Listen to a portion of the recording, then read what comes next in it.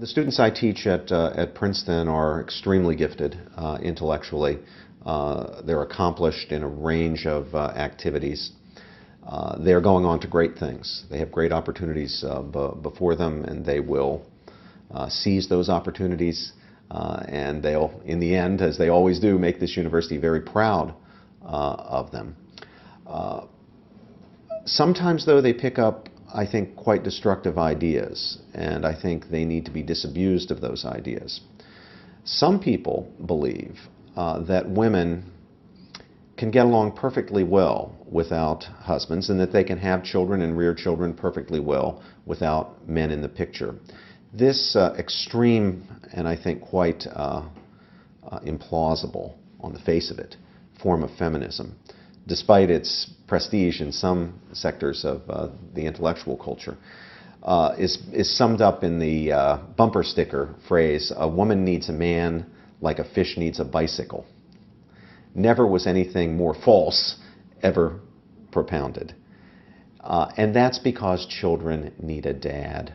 They need a mom for sure too, but children need a mom and a dad.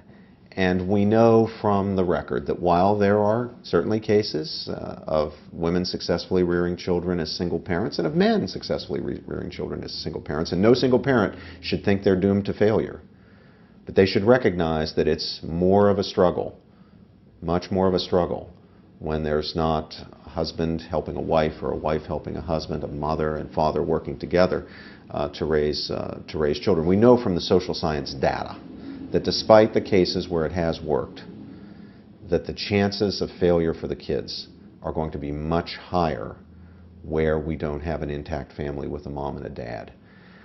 So I think it's very important for young people, especially at institutions like Princeton, to look very carefully at the social scientific data before they go adopting any notions about the allegedly limitless range of possibilities for successful child rearing.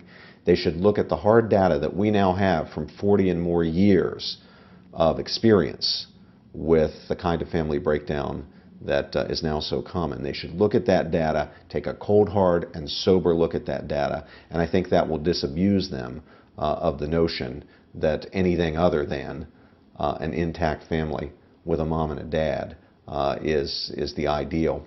It's interesting too, because even among students, and it's not by any means a majority of students who go in for this kind of destructive ideology, but there's a significant minority who do.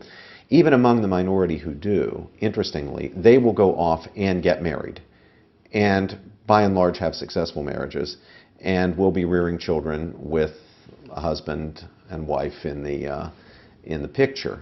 But somehow they think that women rearing children by themselves or with a grandmother and not with a husband and father in the picture is perfectly fine for other people, and is perfectly fine for poor people.